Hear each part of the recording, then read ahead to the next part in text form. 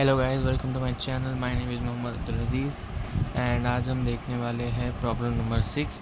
तो चलिए शुरू करेंगे। सबसे पहले प्रॉब्लम देख लीजिए एक बार, ये रहा स्क्रीन पर। इसमें इन्हें बोल रहा passbook of a trader shows a balance of 12,600।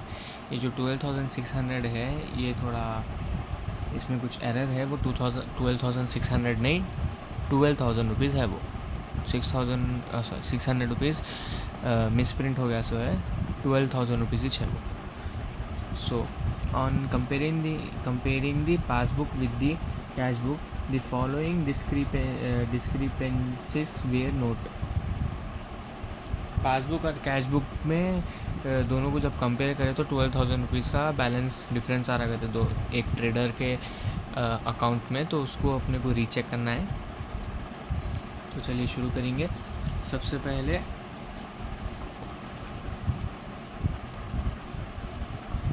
Bank balance as पर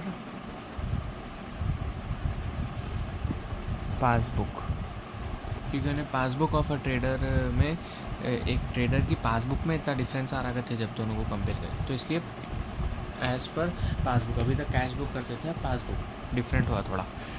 इसका अमाउंट आउटर कॉलम में लिख देना, ठीक है। हर प्रॉब्लम स्टार्ट करते कि पहली एंट्री ये रहती कि bank balance as per cash book या पासबुक, ये एंट्री रहती सबसे पहले। ऐड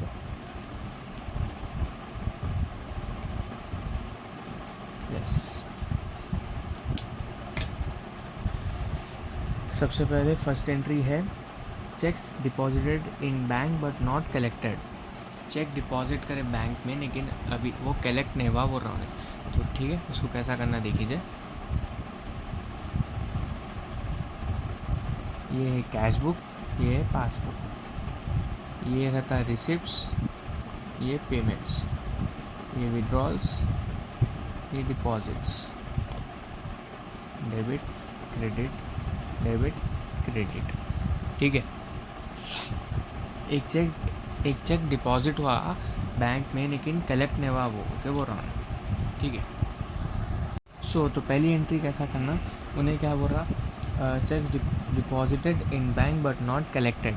चेक डिपॉजिट करें हम बैंक के अंदर लेकिन कलेक्ट नहीं हुआ वो अभी तक। तो देखिए ये बिल है 2100 का बिल है, ये डिपॉजिट कर डाले अपन बैंक में। तो कस्टमर जो है वो तो अपनी कैश बुक में लिख देता कि मैं डिपॉजिट करा।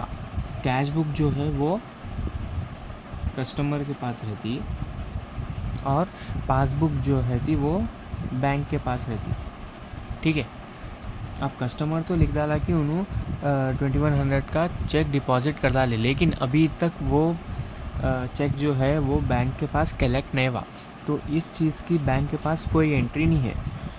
तो जब दोनों को कंपेयर करेंगे आप, तो आपके पास कैश बुक में कस्टमर के पास 2100 का अमाउंट इंक्रीज़ बताता, ज़्यादा बताता, और पासबुक में बैंक के पास कम बताता, क्योंकि इसमें 2100 आईएसओ एंट्री नहीं है, वो कलेक्ट नहीं हुआ अभी तक कैश। लेकिन यहाँ पे अपन एंट्री कर डाले उसकी। तो जब दोनों को कंपेयर करेंगे तो कैश बुक का बैलेंस ज़्यादा रहता। अपन बना रहे क्या, पासबुक बना रहे तो उसके ऑपोजिट बुक्स को फॉलो करने का रहता। पासबुक तो अपने को कैश बुक को फॉलो करने का है। कैश बुक में अब इंक्रीज बता रहा तो ऐड में डालने का है ये एंट्री पहली वाली, ठीक है। अब नेक्स्ट एंट्री जो है वो है cheques issued but not presented for payment. Cheque issue करें आप, चेक आप पे करें, ठीक है, लेकिन अभी तक वो इशू नहीं हुआ वो चेक, मतलब प्रेजेंट ने पेमेंट कंप्लीट नहीं हुआ वो उसका। तो देखिए 1800 रुपीज़ का चेक आप पे करें, लेकिन वो अभी तक पेमेंट के लिए प्रेजेंट नहीं हुआ। वो अभी तक उसका जो पेमेंट है वो नहीं हुआ, कुछ एरर की वजह से वो पेमेंट नहीं हुआ। तो आपके पास तो कस्टमर के पास तो 1800 रुपीज़ कम बताती, क्योंकि आपकी कैश बुक में ये एंट्री कर डाली कि मैं पेमेंट कर डाला, तो 1800 रुपीज़ कम बताते कैश बुक में। लेकिन पासबुक में यानी बैंक के पास वो अमाउंट नहीं आया अभी, तो बैंक वाले तो उसकी एंट्री नहीं करते कि पेमेंट हुआ। तो जब दोनों को कंपेयर करेंगे तो पासबुक का बैलेंस कैश बुक के बैलेंस से ज़्यादा बताता। क्यों? क्योंकि इसमें एंट्री नहीं करी हुई है, इसमें एंट्री करी हुई है। तो अब अपन फॉलो किसको कर रहे हैं? कैश बुक को फॉलो कर रहे हैं। और इसमें अगर लेस बता रहा तो ये एरो नीचे जा रहा मतलब लेस, तो माइनस करना वो एंट्री। ठीक है। नेक्स्ट एंट्री है बैंक चार्जेस। बैंक चार्जेस है, ठीक है। बैंक चार्जेस मतलब पासबुक में एंट्री रहती उसकी। ये देख लीजिए 175 रुपीज़ का बैंक चार्जेस है। ये बैंक वाले आपके अकाउंट में से निकाल लिए, आपके अकाउंट में से चार्जेस ले लिया लोगा। लेकिन इस चीज़ की आपको इन्फॉर्मेशन नहीं है, तो आप आपकी कैश बुक में इस चीज़ की एंट्री नहीं करें, तो आपके पास तो इसकी एंट्री नहीं रहती। तो जब इन दोनों को कंपेयर करेंगे तो कैश बुक का बैलेंस ज़्यादा बताता पासबुक के कंपैरिजन में, क्योंकि 175 माइनस हुए सो उसको नहीं मालूम था, इसलिए इसका बैलेंस ज़्यादा बताता। ज़्यादा बता रहा कैश बुक में मतलब अपन कैश बुक को फॉलो कर रहे हैं ना, तो ज़्यादा मतलब ऐड, ये एंट्री भी ऐड में जाती। नेक्स्ट है bank paid insurance premium. Insurance premium जो है वो बैंक पे कर डाला, अब ऑटोमेटिक वो पे कर डाला उन्हें, तो कस्टमर को इसके बारे में कुछ इन्फॉर्मेशन नहीं है। देखिए कितने का है ये बिल? 1500 रुपीज़ का इंश्योरेंस का बिल है जो बैंक वाले पे कर डाले, लेकिन कस्टमर को इस चीज़ की कोई इन्फॉर्मेशन नहीं है, तो कस्टमर के पास तो इसकी कोई एंट्री नहीं रहेंगी। अब बैंक में पासबुक में तो 1500 रुपीज़ कम बताता, लेकिन कैश बुक में कस्टमर के पास कम नहीं बताता है, क्योंकि उन्होंने एंट्री नहीं करे। तो इन दोनों को जब कंपेयर करेंगे तो कैश बुक का बैलेंस ज़्यादा बताता। ज़्यादा बता रहा मतलब ये एंट्री भी ऐड में जाती। अब लास्ट एंट्री है the debtor paid directly into bank account. Debtor है उन्होंने डायरेक्टली उसमें बैंक अकाउंट में पे कर डाले उन्हें, तो इस चीज़ का जो है वो आपको इन्फॉर्मेशन नहीं है, तो इसमें कैसा करना देखिए। डेप्टार डायरेक्टली पे कर डाला सो है उसमें, तो ये सीधा बैंक अकाउंट में जाता। ठीक है।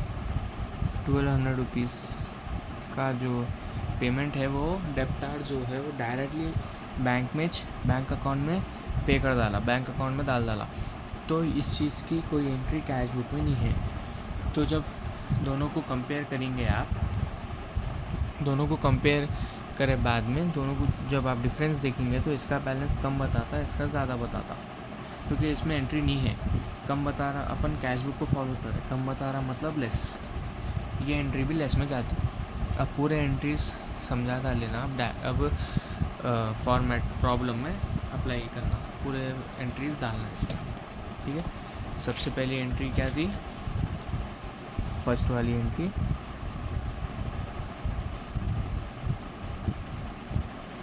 Cheques deposited in bank but not collected. Checks deposited in bank but not collected, इसका अमाउंट है 2100। ठीक है। नेक्स्ट एंट्री है, सेकेंड एंट्री की है बैंक चार्जेस वाली एंट्रीज की है, ऐड वाली बैंक चार्जेस 175। फिर नेक्स्ट थर्ड एंट्रीज की है बैंक पेड इंश्योरेंस प्रीमियम, ये इसकी थर्ड एंड लास्ट एंट्री है, बैंक पेड इंश्योरेंस प्रीमियम, इसका अमाउंट है 1500। हो गया, ऐड वाले पूरे एंट्रीज हो गए। अब लेस वाले एंट्रीज लिखिए। लेस में दो ही है। सबसे पहले है cheques issued but not presented for payment, checks issued but not presented for payment, इसका अमाउंट है 1800 रुपीज़। और इसकी सेकेंड एंट्री है the debtors paid directly into bank account.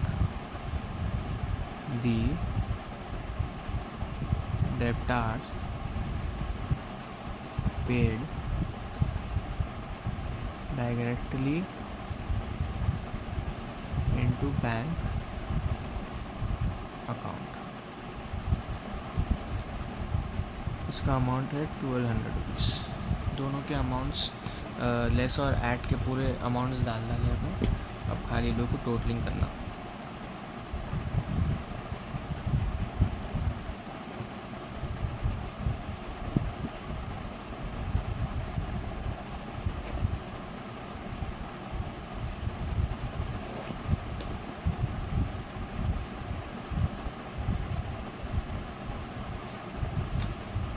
देखिए इन लोगों को पूरों को पहले प्लस करना।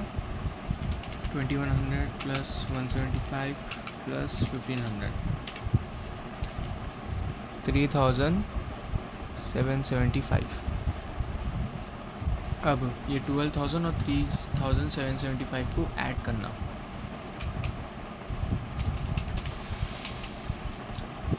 तो इसका अमाउंट आ रहा 15,775। अब इन लोगों को ऐड करना 1800 प्लस 1200 3000 रुपीज़ इसका टोटल आ रहा। अब इसको और इसको माइनस करना, क्योंकि ये लेस वाले एंट्रीज का अमाउंट है। इसको और इसको माइनस करना, माइनस 15,775। तो आपका टोटल अमाउंट आ रहा 12,775। ये आपका टोटल अमाउंट है। इसमें सेम लाइन में इसमें लिखना bank balance as per cash book. ये आपका प्रॉब्लम नंबर 6 कंप्लीट हो गया। एक बार प्रॉब्लम पूरा देख लीजिए। ये आपका पूरा प्रॉब्लम क्लोज हो चुका है।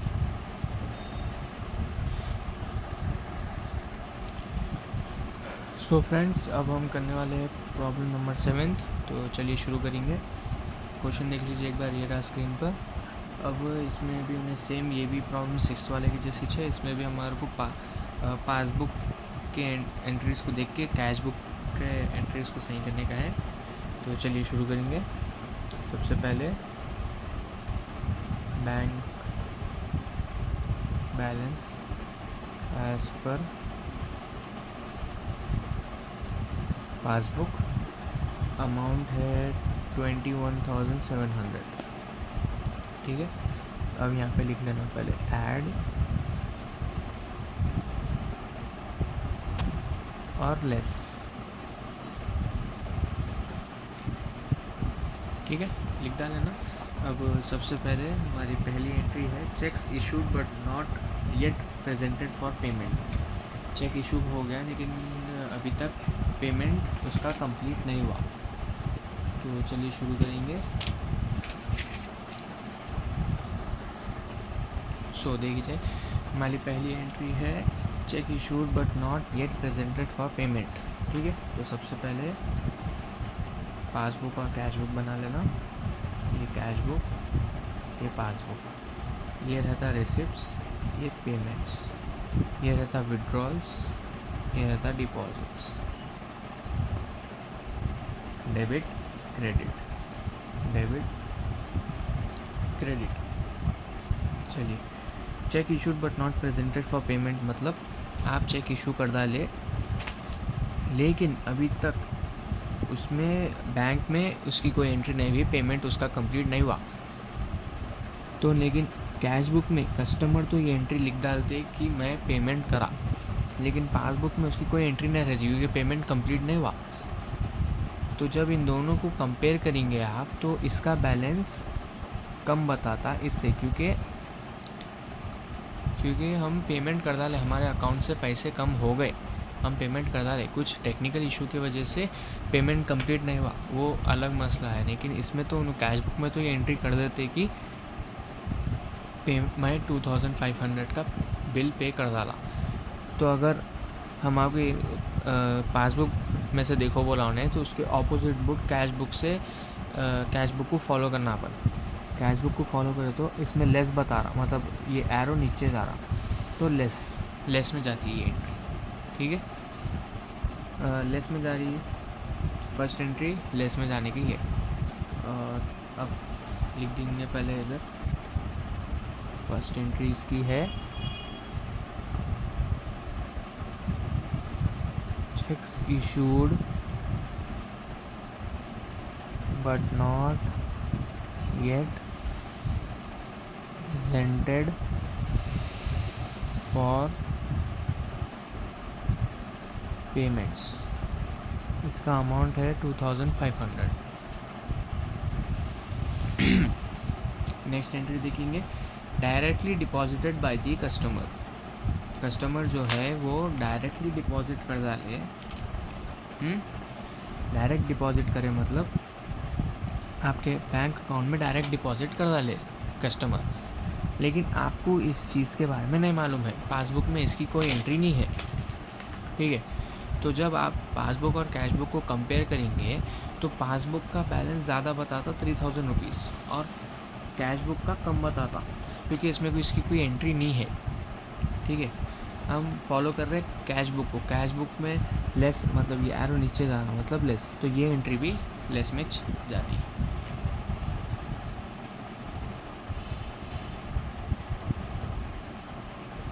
डायरेक्टली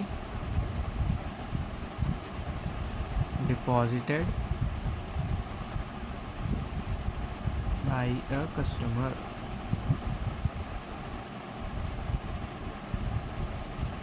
₹3000। नेक्स्ट है interest credited by the bank is found in only passbook. Interest credit करे, इंटरेस्ट निकाले आपके बैंक अकाउंट से, और ये एंट्री सिर्फ पासबुक में ही है, बोल के बोल रहा हूँ, ये एंट्री सिर्फ पासबुक में ही एंटर करी हुई है, कैश बुक में इसकी कोई एंट्री नहीं है। तो इसमें कैसा करना देखिए, इंटरेस्ट आपके अकाउंट में आया, आप कुछ चीज़ का आपको इंटरेस्ट आया तो वो डायरेक्टली अकाउंट में आया 575 रुपीज़ का, लेकिन इस चीज़ की इंफॉर्मेशन कैश बुक यानी कस्टमर को नहीं है, तो वो चीज़ की एंट्री उन्होंने कैश बुक में नहीं लिखते। तो इसको जब हम इन दोनों को कंपेयर करेंगे तो इसका बैलेंस कम बताता है, इसका ज़्यादा बताता। अब इन दोनों को कंपेयर करते तो इसका कम बता रहा मतलब ये एंट्री लेस में जाती। सिंपल है, ऐसे सिंपल तरीके से करना, ज़्यादा इसको कॉम्प्लिकेटेड नहीं करना। लेस हो रहा लेस में लिख देना, ऐड हो रहा ऐड में लिख देना। इसकी एंट्री है interest credited in bank by bank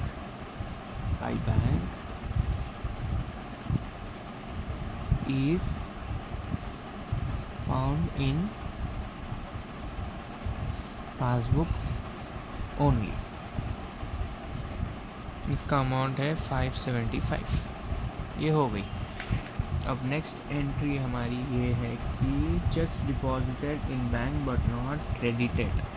cheque deposit करे आप बैंक अकाउंट में आपका आप चेक एक डिपॉजिट करें, लेकिन अभी तक वो क्रेडिट नहीं हुआ वो चेक, ठीक है। तो इसको कैसा करना देखिए, चेक एक डिपॉजिट हुआ लेकिन बैंक में उसकी अभी तक वो क्रेडिट नहीं हुआ वो, तो देखिए 3500 रुपीज़ का आप आपके बैंक अकाउंट में चेक डाले, लेकिन अभी तक वो आपके अकाउंट में नहीं आया, ठीक है।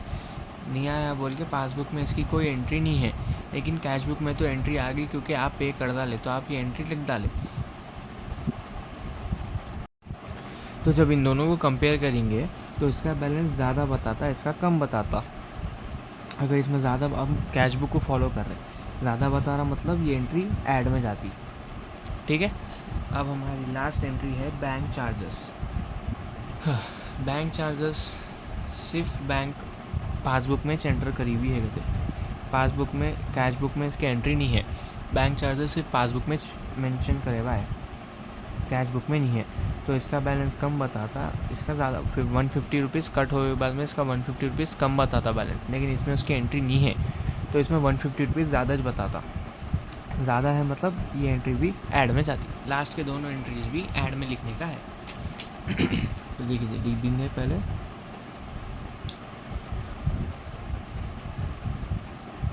Cheques deposited in bank is found in sorry bank, ये गलत है, but not credited, इसका अमाउंट है 3500। फिर नेक्स्ट एंट्री है बैंक चार्जेस, बैंक चार्जेस की अमाउंट है 150। बस ये दो ही एंट्रीज है इसमें, इसको क्लोज कर देना।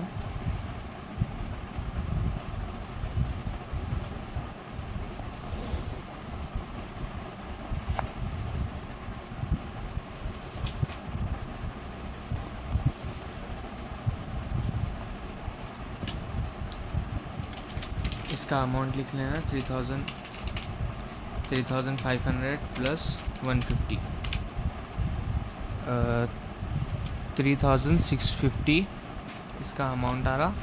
अब इसको और इसको प्लस कर देना, ठीक है, ये 21,700 और 3650 को प्लस कर देना, तो 25,350 आता, 25,350। अब इन लोगों को प्लस करना, 2500 प्लस 3000 प्लस 575, 675। अब इसको ये अमाउंट से माइनस करना, माइनस 25,350, तो 19,275 टोटल अमाउंट आ रहा आपका, 19,275। यहाँ पे था 675। ये आपका एक्चुअल टोटल है। अब यहाँ पे सेम लाइन में इसमें लिख देना, बैंक बैलेंस